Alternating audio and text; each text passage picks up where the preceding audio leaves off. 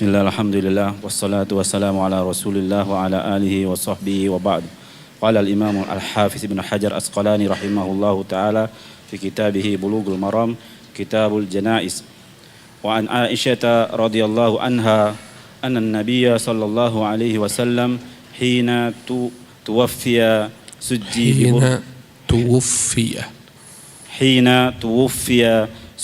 bi burdi hibarah. سجيا ببرد حبرة متفق عليه. بسم الله الرحمن الرحيم. الحمد لله رب العالمين وبه نستعين على أمور الدنيا والدين ونصلي ونسلم على عبده ورسوله محمد وعلى آله وصحبه أجمعين. أما بعد رب اشرح لي صدري ويسر لي أمري واحلل عقدة من لساني يفقه قولي. Rabbi zidni ilma warzuqni fahma wa amalan mutaqabbala. Qala al-musannifu rahimahullah, Kitabul Janaiz. Berkata al-hafidh rahimahullah, kitab tentang jenazah.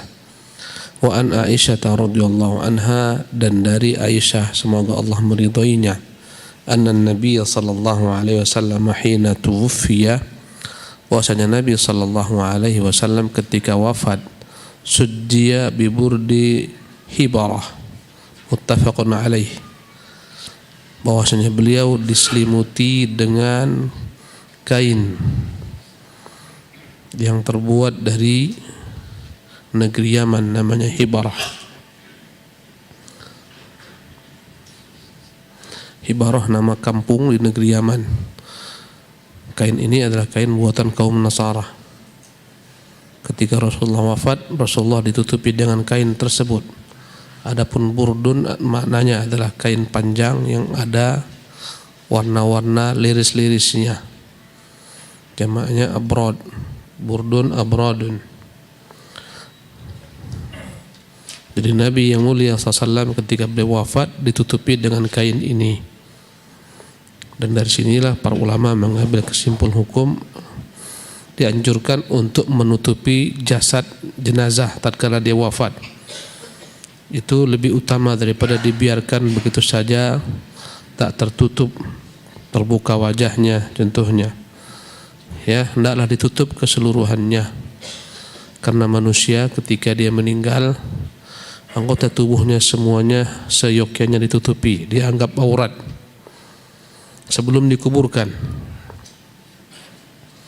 agar tak tampak lagi bangkainya. Allah Jalla wa'ala berfirman ketika terjadi pembunuhan antara dua kakak beradik, antara Qabil dan Habil. Ya, berkatalah saudaranya yang membunuh. Qabil berkata, ya wailata, aduhai, a'ajaztu an akuna mithla hadzal ghurab. Tatkala dia kebingungan bagaimana diperlakukan orang yang mati ini. Dan inilah awal pembunuhan dalam Islam, dalam alam semesta.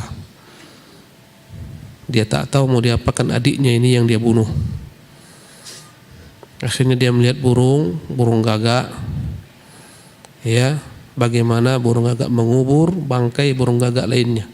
Maka dia berkata, aduhai, seandainya aku dapat melakukan apa yang diperbuat burung gagak ini. Tidak Allah berikan kepadanya pelajaran melalui burung gagak ini. Fa ba'atsallahu ghuraban yabhathu fil ardi liyuriyahu kaifa yuwari sawata akhi. Allah kirimkan burung gagak di bumi mengajarkan dia bagaimana cara menutupi bangkai saudaranya. Kata dia, aduhai, kalaulah aku mampu, aku akan buat sebagaimana gagak ini, fa uwariya sawata akhi, agar kututupi bangkai saudaraku ini. Menunjukkan jenazah itu telah menjadi bangkai, maka dia menjadi aurat, hendaklah ditutupi semuanya.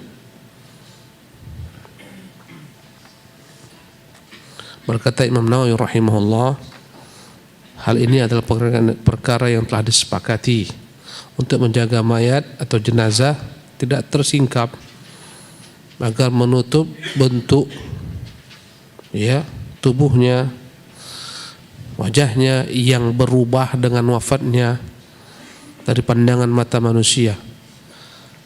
Kita ini sekarang karena masih ada ruhnya, nampak cantik, bisa tersenyum. Kok dah jadi bangkai, tak seperti ini lagi kita. Ya, baru meninggal masih lemas, bisa dilunakkan, tangan diletakkan bisa di atas dada, letakkan atau diluruskan di samping kedua pinggang, bisa. Kalau sudah lama tak bisa lagi. Ya, keras. Bangkai itu keras. Ketika bawa bangkai tak sama dengan bawa orang hidup. Ya. Karena itulah dianjurkan untuk ditutupi. Ya, agar tak terlihat dari pandangan mata manusia. Yang dikhawatirkan, ya, karena ketika dia telah meninggal berubah. Wajahnya tak lagi sebagaimana ketika dia hidup. Darah tak lagi mengalir, menjadi pucat pasi. Tubuh tak ada lagi menjadi hangat dingin. Begitulah kira-kira kita nanti. Ditutupi dengan kain. Naam. Qala wa an Aisyah radhiyallahu anha anna Abu Bakr As-Siddiq radhiyallahu anhu qabbala an-nabiyya ba'da mautihi. Rawahul Bukhari. Ya, adapun dari antara faedah lainnya yang bisa kita ambil dari hadis yang tadi kita bacakan, bahwasanya Islam tak melarang kita mengenakan pakaian dibuat oleh kaum ajam, orang-orang kufar. Karena kebanyakan para sahabat pakaiannya diimpor dari negeri Yaman yang kalian lebih maju.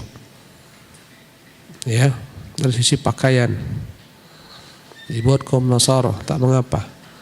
Sebagian besar pakaian kita juga diimpor dari negeri-negeri kufar. Menunjukkan dalam perkara muamalah luas.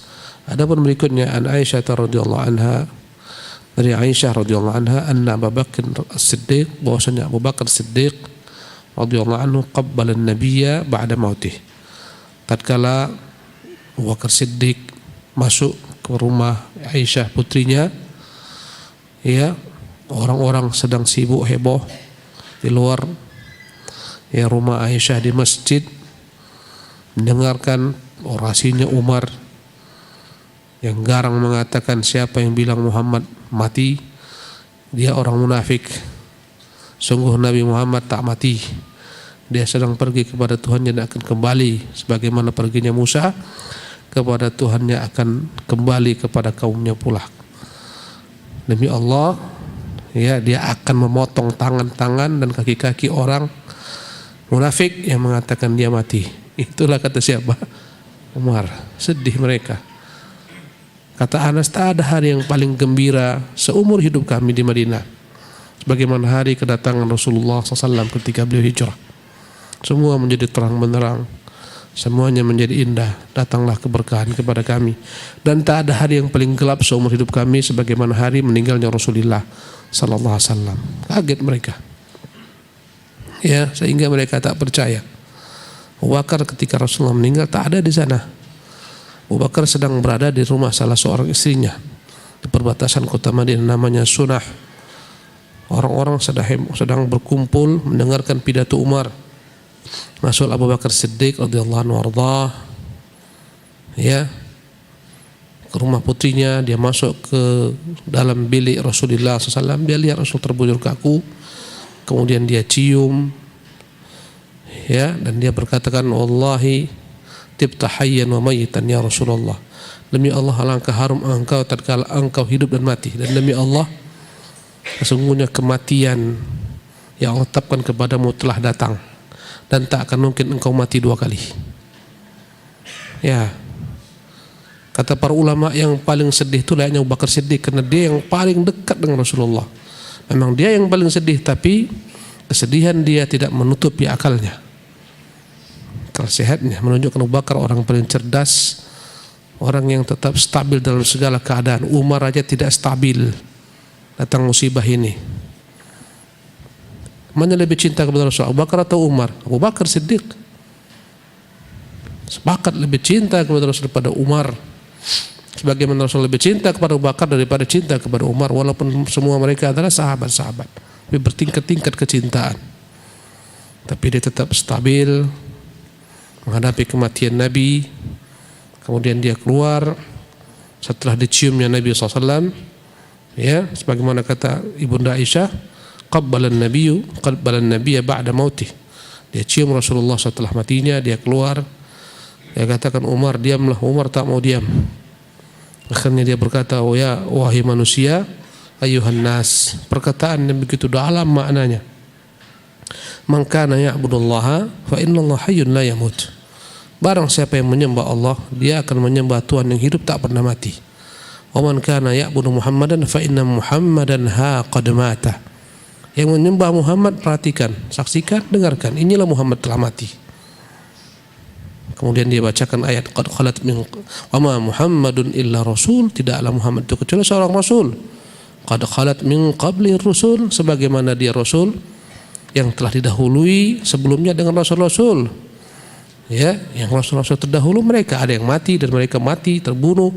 Afa in mata aw qutila qalabtum ala aqabikum? Apakah jika dia mati, dia terbunuh, kalian kembali murtad ke belakang? Ya, barulah ketika itu sadar Umar bahwa Rasul telah mati. Karena Rasul-Rasul sebelumnya tak ada yang kekal, mati. Kalaulah mereka mati, Rasulullah pun akan mati. Kata Umar, demi Allah tak pernah aku ingat ada ayat tersebut dalam Quran. Seolah-olah tidak ada dalam Quran.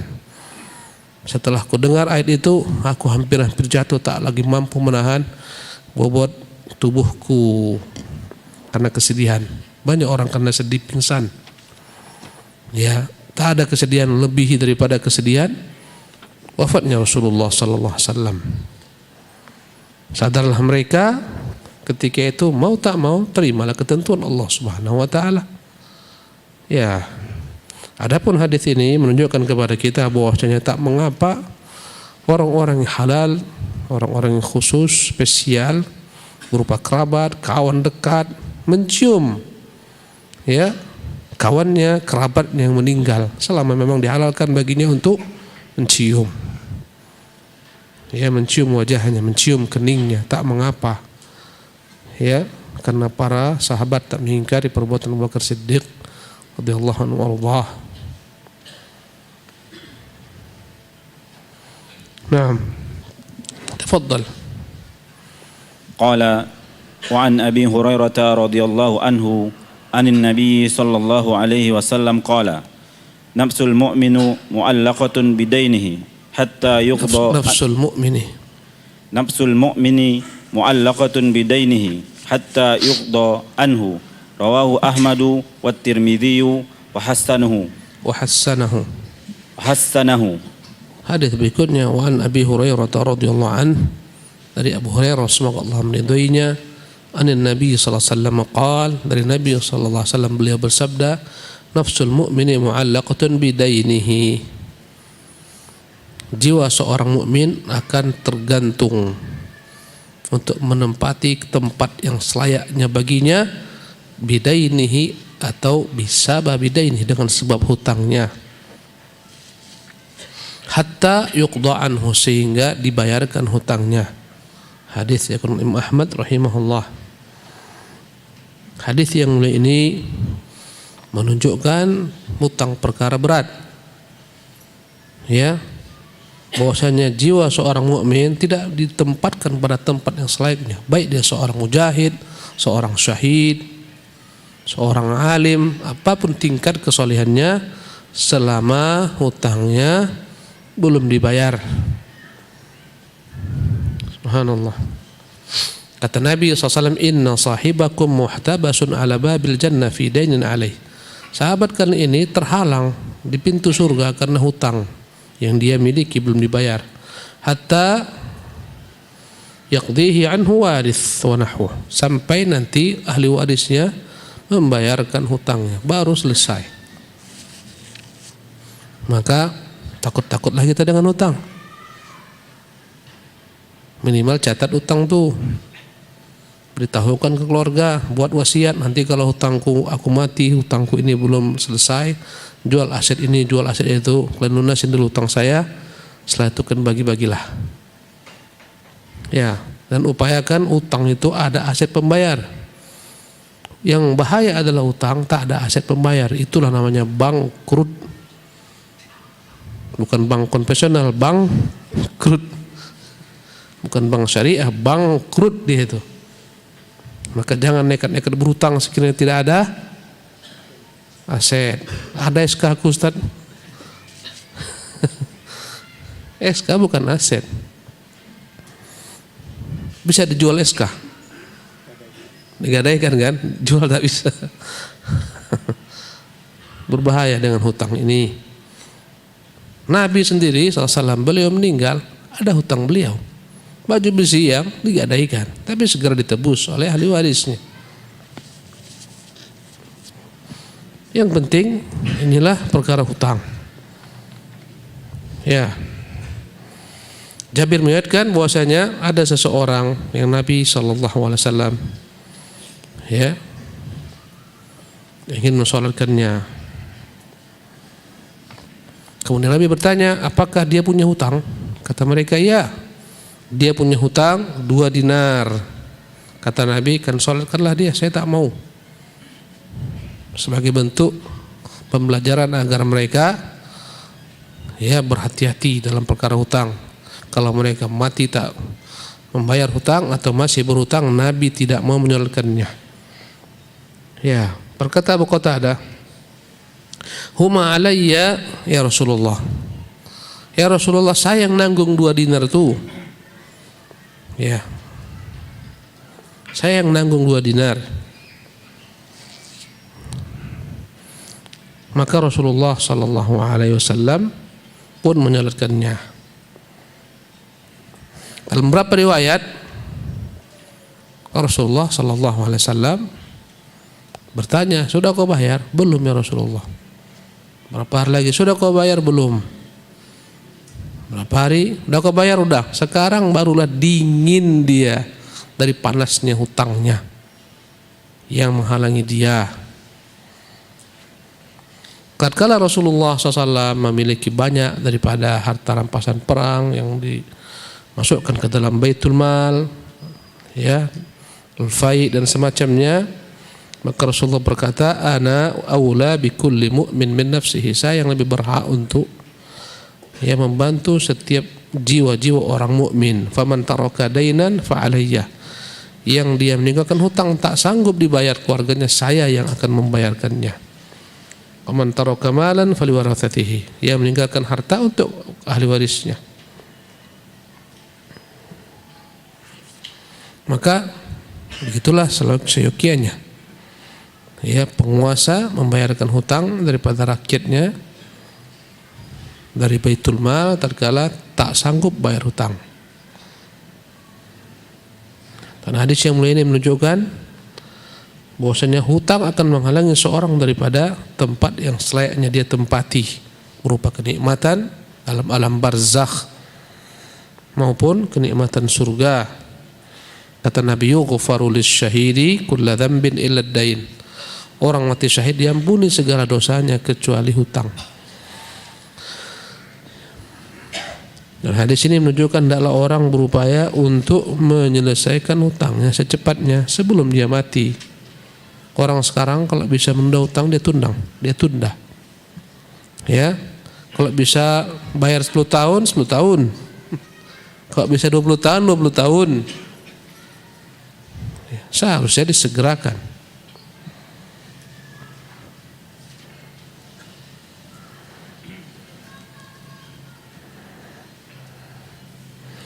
Jadi hutang saja bermasalah.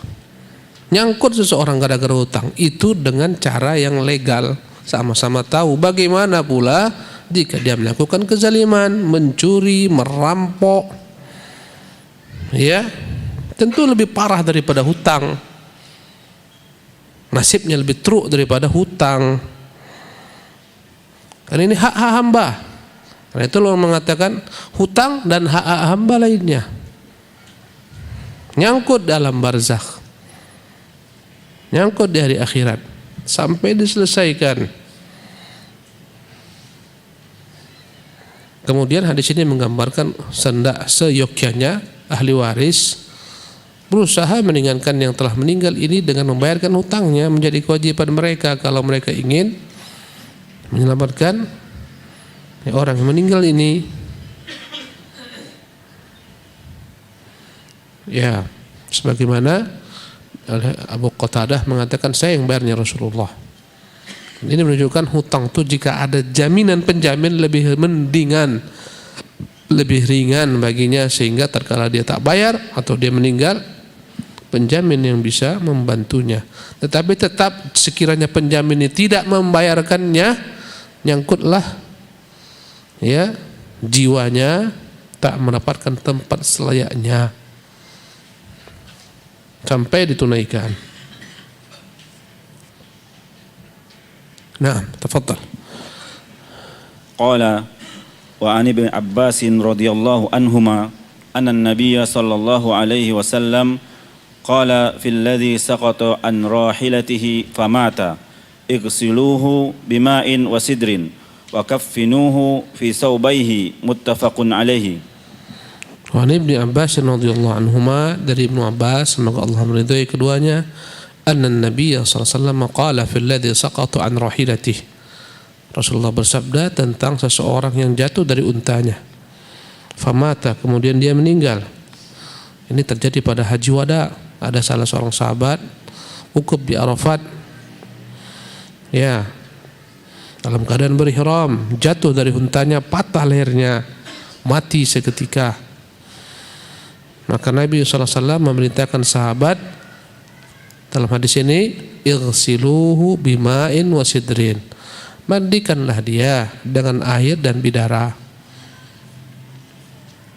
Ambil bidara, tumbuk-tumbuk, campurkan dengan air.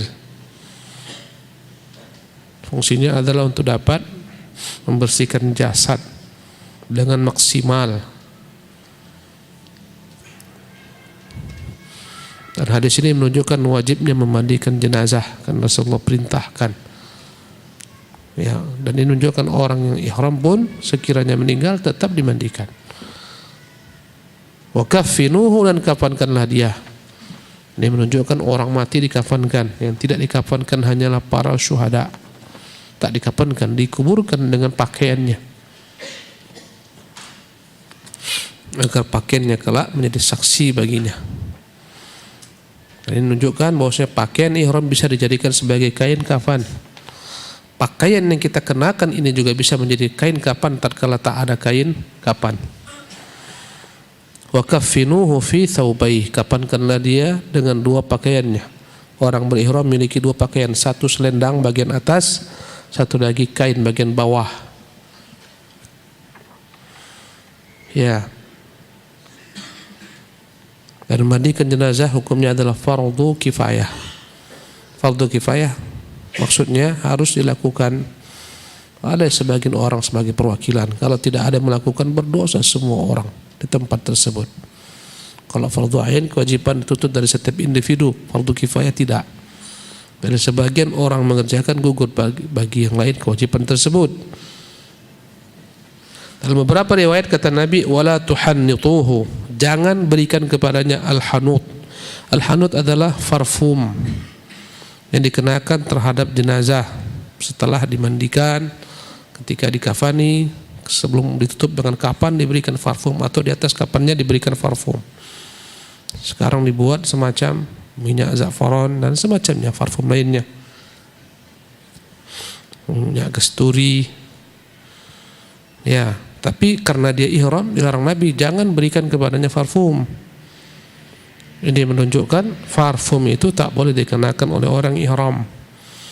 Dan ini menunjukkan orang mati dalam keadaan ihram masih dianggap sedang berihram. Kalau andai kata putus ihramnya, pasti dia dikapani, diberikan sabun, ditutup wajahnya. Ini enggak, kata Nabi, wala tuhannituhu, jangan kalian berikan parfum kepadanya. Parfum adalah merupakan larangan-larangan ihram. Ya. Wala tukhammiru ra'sahu, jangan tutup kepalanya. Karena menutup kepala juga termasuk larangan ihram. Ketika ihram tak boleh kita menutup kepala, harus terbuka kepala ini. Maksudnya tak boleh tutup dengan peci, serban, topi. Tak boleh. Andai kata tutup kepala pakai payung tinggi-tinggi di atas kepala boleh. Tapi kalau payung yang dia sekaligus topi, sebagian orang sekarang membuat topi tapi dia adalah payung, lengketkan di kepala. Itu tak boleh laki-laki menggunakannya ketika ihram. Tahu kan antum? Payung kecil sekaligus dia menjadi topi diletakkan, itu tak boleh bagi orang ihram. Kata Nabi SAW, wala tukhammiru ra'sahu, janganlah ditutupi kepalanya, demikian juga wajahnya. Kalaulah yang meninggal wanita, jangan ditutupi wajahnya dengan cadar, niqab dan semacamnya. Karena perempuan sedang berihram tak boleh memakai cadar atau niqab. Kalau dia berjumpa dengan laki-laki, dia tutupkan dengan selendangnya, bukan menutup wajah. Karena tak boleh menutup wajah. Pakai masker tak boleh. Fa innahu yub'atsu yaumal qiyamati mulabbiyah. Sesungguhnya dia akan dibangkitkan di hari kiamat dalam keadaan bertalbiyah. Inilah keutamaan orang mati ihram nih. Bangun ketika hari kiamat dalam keadaan apa dia? Bertalbiyah. Bangkit dia, labbaik Allahumma labbaik. Allahu akbar. Luar biasa. Orang bangkit dalam huru-hara hari kiamat dengan segala macam bentuk kejadian, dia bangkit dalam keadaan bertalbiyah. Luar biasa. Tapi tak usahlah antum bunuh diri ketika ihram, loncat dari pesawat, jangan. Allahu akbar. Nah, di sini menunjukkan ya, seseorang itu akan dibangkitkan dengan kebaikan apa yang dia perbuat di akhir hidupnya. Subhanallah. Kalau di sini menunjukkan agar disegerakan penyelenggaraan jenazah. Ya. Disegerakan, tak dianjurkan untuk ditunda kecuali ada maslahat besar. Apa yang terbentuk kemaslahan besar, tunda sejenak agar banyak yang sholat, boleh. Atau menunda sejenak, ada kerabat yang mau hadir, yang dia sangat dibutuhkan, tunggulah 1 jam, 2 jam, 3 jam, 4 jam. Ya, kalau tunggu sampai 2 hari, 3 hari tidak dianjurkan. Tunggulah, dia jauh dari Amerika sana, 2 hari lagi baru sampai, jangan, kuburkan terus. Di sini menunjukkan kewajiban memandikan jenazah dengan air.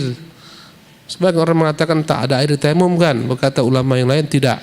Tak ada air, kuburkan tanpa dimandikan. Kapan ini dikuburkan? Karena tujuan mandikan adalah membersihkan dan tidak bisa digantikan dengan debu. Itu pendapat Syekhul Islam, tidak ditayamumkan. Di sini menunjukkan hendaklah kita berusaha benar-benar membersihkan jenazah. Karena itu sudah disuruh dimandikan agar bersih dia menghadap Allah Subhanahu wa taala. Karena jenazah itu ketika meninggal kadang-kadang keluar kotorannya, dibersihkan. Kasih parfum. Cuma pakaiannya tak bolehlah pakaian necis-necis. Sekarang bolehlah awak pakai pakaiannya bagus-bagus. Nanti terakhir pakaiannya tak ada merek. Pakaiannya tak ada model, tak ada kantongnya, tak ada lengannya, bungkus kayak dodol. Itulah pakaian yang paling paten bagi orang meninggal. Kalau sekarang bolehlah kita bergaya-gaya. Kalau udah meninggal tak ada lagi gaya-gaya.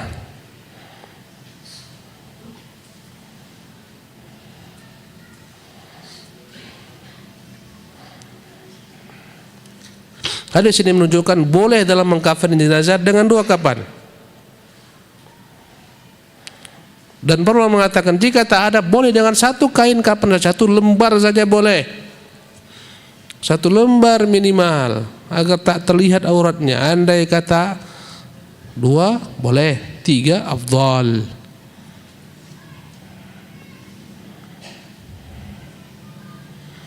Hadis ini menunjukkan orang yang mati dalam keadaan ihram amalannya tak terputus sampai hari kiamat dilanjutkannya.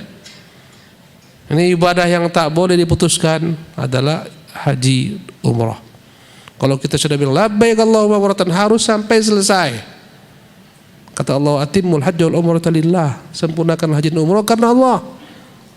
Maka tak boleh kita berhenti, batal lah, enggak bisa. Kecuali ada halangan tak bisa melanjutkan, sakit atau apa. Barulah kita bertahallul, ya, menyembelih sembelihan sebagai bentuk dam pelanggaran. Ya. Sebagian orang umroh senang, 1 hari mau dia umroh 5 kali. Karena kecapean, udah tawaf 3 kali, udahlah pulanglah ke hotel, capek kali udah.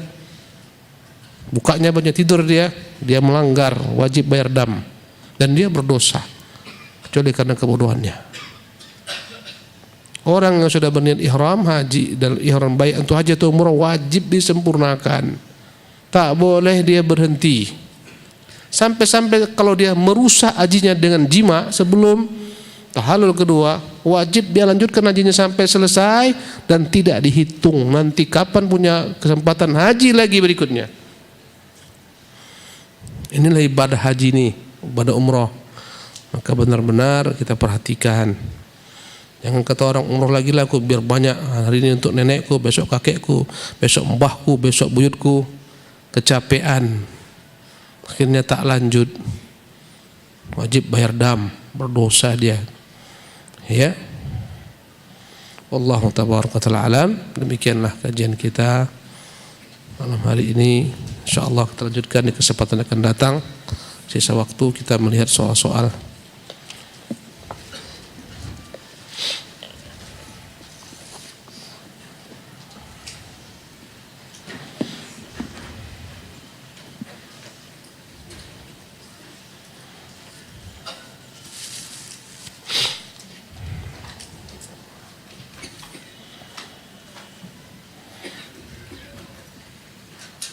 Apakah bisa hutang kita bebas dengan berinfak ke masjid atau lainnya karena tempat yang kita berhutang gaib? Kalaulah tempat yang kita hutangi, orang yang kita hutangi itu telah meninggal, cari ahli warisnya. Tak ada lagi ahli warisnya atau dia berada pada kota yang jauh, kita tak mungkin ke sana atau tak tahu tempatnya gaib, barulah kita bayarkan hutang kita dalam bentuk infak yang kita infakkan dengan niat pahalanya diberikan kepada pemilik harta yang kita hutangi. Bisa diletakkan di masjid, ya, tabungan masjid, bisa diletakkan di panti asuhan, macam-macam. Tapi niatnya untuk orang yang telah meninggal itu, yang dihutanginya atau yang gaib. Sekiranya setelah dia infakkan hutang tersebut, berjumpa kembali orang itu, wajib dia bayar lagi. Mana hutang kau tu? Aduh, ku infakkan, enggak tahu kemana engkau. Ku letakkan di masjid itu. Mana cerita? Bayar hutangmu. Wajib dia bayar kembali, dan yang pertama menjadi infak yang kembali pahalanya untuk dirinya. Kecuali rela ikhlas kawan tu. 1 miliar mana hutangmu? Udah ku infakkan, tak nampak wajahmu di mana. Ikhlaskan ya, ikhlas, lewat. Kalau dia bilang itu urusanmu, yang penting bayar kembali. Semoga Allah selalu menjaga Ustaz dan memberkahi ilmunya, amin.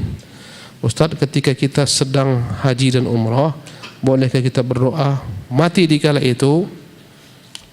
Tak usahlah antum berdoa minta kematian, ya.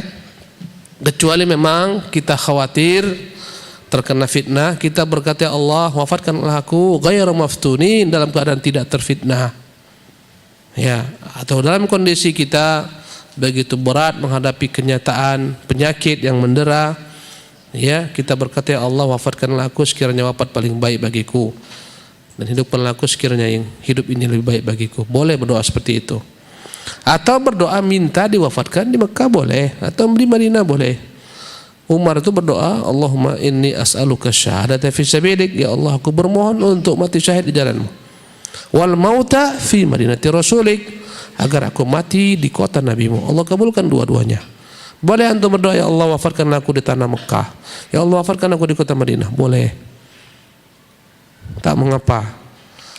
Tapi tak harus bilang, ya Allah, matikan aku sekarang di kota Madinah, ya Allah, matikan. Tak usah.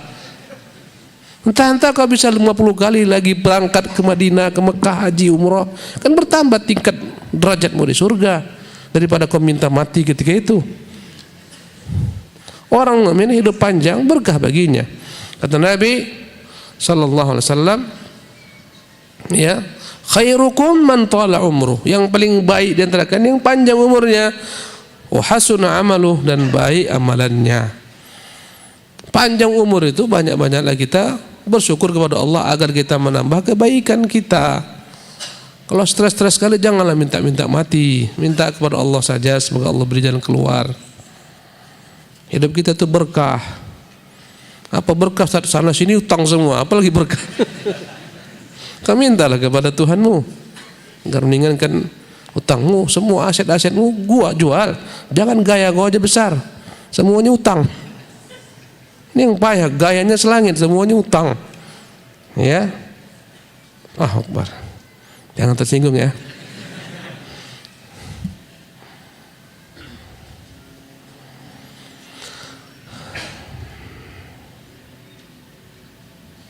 Ya, ini tadi udah dijawab. Dia bertanya tentang membayar hutang, sekian lama orang tidak tahu. Cari dulu orang sampai dapat. Tak dapat lagi, berinfak untuknya. Ustadz, ada ikhwan yang utang ke ana. Mak, ini curhat nih. Sekitar 26 juta lebih, tapi orangnya sudah tak nongol lagi. Gimana Ustadz? Cari bangkainya. Jelek kali ini ikhwan. Ada ikhwan hutang tak bayar, ganti aja lah, nggak usah pakai ikhwan lagi. Ikhwan tuh bayar hutang dia. Akhwat ini. Laki-laki sejati itu bayar hutang. Subhanallah. Dan ini diantara penghalang hidayah, kezaliman kepada makhluk. Semua kezaliman kita menghalang hidayah. Orang kerja di sektor-sektor haram terhalang hidayah, berat untuk ngaji, berat menimba ilmu. Orang yang hutang pun tak dibayar, berat ngaji. Apalagi ustadznya diutanginya, tak mau datang dia itu. Berat. Oleh karena itu, ikhwati fillah rahimakumullah, wallahi kalau antum jujur kepada Allah, ingin melunasi Allah, bantu. Kejujuran yang tak ada. Ya, Zubair berkata kepada putranya Abdullah, Zubair, Abdullah, aku kira tak lama lagi aku meninggal nih. Nanti kalau aku meninggal, tolong ya kau ingatkan, aku tuh punya hutang. Itu ada tanah sekian, kau jual itu semua aset, kau bayar hutangku. Kalau andai kata tak juga terbayar, kau minta segera kepada maulaku, tuanku, biar dia yang lunasi hutangku. Subhanallah, aku tanyakan, siapa rupanya maulamu? Allah katanya. Meninggallah Zubair pada peristiwa perang Jamal. Subhanallah, ditunaikanlah wasiatnya, dijual. Subhanallah, tanah itu ternyata kalau mau dijual pada saat itu harga penjual tanah tersebut tak cukup. Maka berkatalah ketika itu beliau, wahai maulanya Zubair, dahulu dia berpesan kepadaku, andai kata tak cukup membayar hutang, minta kepadamu wahai maula Zubair, tunaikan hutang Zubair. Dibeli penguasa tanah itu berlipat-lipat harganya, dibayarkan hutangnya berlebih, bahkan ahli warisnya semua mendapatkan harta yang banyak. Yakin cicil lah, kalau tak bisa ini ngilang aja dia. Cicil lah 1 juta kek, 500 kek. Wallahi kalau kita punya niat, Allah bantu. Yang tak punya niat itulah yang tak akan mungkin dibantu Allah. Gimana? Ngeri nggak ini? Ini nggak ada yang berutang nih yang hadir sini semua. Maksudnya tak utang banyak-banyak kali, banyak-banyak sungai. Yakin bisa membayar. Tapi pikir-pikir juga lah aset. Ya, kalau tak ada aset jangan paksa-paksa. Andai kata untuk kebutuhan mendasar kita hajat, tak perlu sampai kita ya berpayah-payah. Ya, hiduplah dengan kemampuan kita. Ustaz, saya pernah melihat seorang anak memandikan jenazah orang tuanya, kemudian dia siramkan air zam-zam untuk air yang terakhirnya. Apakah menyiramkan air zam-zam pada jenazah tersebut Ustaz? Tak ada panduan untuk menyiramkan atau menjadikan zam-zam untuk sarana memandikan jenazah. Andai kata dia yakini kelebihan zam-zam tersebut, dia bermasalah. Ya, zam-zam itu tak mengapa untuk diminum, ya, tak mengapa. Mencari penyembuhan dengannya, kata Nabi, ma'u zam-zam lima syuribalah, zam-zam itu adalah air dengan niat apa kita meminumnya. Kata Nabi tentang zam-zam, syifa'u ayyin. Zam-zam adalah merupakan penyembuh bagi orang yang sakit, ya, dan dia adalah merupakan makanan bagi orang-orang ya yang tak menemukan makanan. Kelaparan kita tak bisa beli ya faron tamis, tak bisa kita beli shawarma, tak bisa beli macam-macam makan di sana. Zam-zam itu aja lembat, insya Allah kuat. Tapi bukan untuk mandikan jenazah. Ya, sebagian orang-orang India itu kalau mereka ke sana apa kerjanya? Bawa kain kapannya, disirami kain kafannya itu dengan air zam-zam. Setelah itu dijemur, nanti bawakan dia. Ya, ini sudah dikasih zam-zam air kafannya. Tak ada contohnya. Kalau kebaikan Nabi ajarkan. Ya. Wallahu tabaraka ta'ala alam. Apakah para sahabat Nabi sering jumpa dalam mimpi? Apakah para sahabat Nabi sering jumpa dalam mimpi? Jumpa siapa? Apakah dengan sering mimpi jumpa dengan orang tua itu baik? Tak tahu kita. Yang jelas maksudnya berjumpa Nabi mungkin. Berjumpa Nabi mungkin. Sebagian sahabat berjumpa Nabi. Di antaranya Utsman. Sebelum Utsman terbunuh di hari hanya, Utsman malam hari bermimpi berjumpa Nabi. Kata Nabi, ya Utsman, engkau nanti berbuka bersama kami. Akhirnya ketika Utsman berpuasa terbunuh, ya, siang harinya masuk sore terbunuh, ya. Jadi dia berjumpa dengan Nabi SAW dalam mimpinya. Mungkinkah orang-orang selain sahabat jumpa? Mungkin, ya. Dan syaitan tidak akan mungkin dapat menjelma dalam bentuk Nabi. Tapi kadang-kadang orang-orang awam tertipu. Syaitan mengatakan dia dirinya Nabi, dia benarkan, dibuatlah syariat-syariat baru oleh syaitan, bid'ah-bid'ah baru. Karena dia tak tahu bagaimana Nabi sebenarnya. Nabi itu ada bentuk tubuhnya lengkap, alisnya, semuanya. Maka kita wajib belajar supaya nanti tidak tertipu syaitan. Bagaimana aku tengok Nabi? Aku tengok cebol dia. Itu bukan Nabi itu. Cemana bentuk Nabi? Tinggi kali 2 meter. Itu bukan Nabi. Ya, maka belajarilah Nabi SAW. Pertanyaan yang terakhir ini tentang perkara bid'ah. Kayaknya enak dijawab ketika perkara pembahasan tentang manhaj insyaallah di malam apa? Malam Jumat ya. Subhanakallahumma bihamdik asyhadu an la ilaha illa anta astaghfiruka wa atubu ilaik. Assalamualaikum warahmatullahi wabarakatuh.